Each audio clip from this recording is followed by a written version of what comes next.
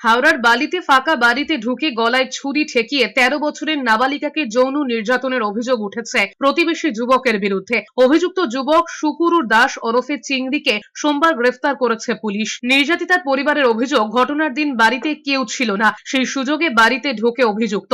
এরপর গলায় ছুরি ঠেকিয়ে ওই নাবালিকার ওপর যৌন নির্যাতন চালায় সুকুরু বলে অভিযোগ। ঘটনার কথা কাউকে জানালে প্রাণনাশের হুমকি দেয় অভিযুক্ত। বাড়িতে মা বাবা আসায় কান্নাকাটি করতে থাকে নাবালিকা। তাকে জিজ্ঞাসা করতেই গোটা ঘটনা পরিষ্কার হয়ে যায় পরিবারের সদস্যদের কাছে। এরপর বালি থানায় লিখিত অভিযোগের ভিত্তিতে অভিযুক্ত যুবককে গ্রেফতার করা হয়েছে। ধৃতকে আদালতে তোলার পর তার জেল হেফাজতের নির্দেশ দিয়েছেন বিচারক। মারা গেছে তার চাপে কাঁদছে।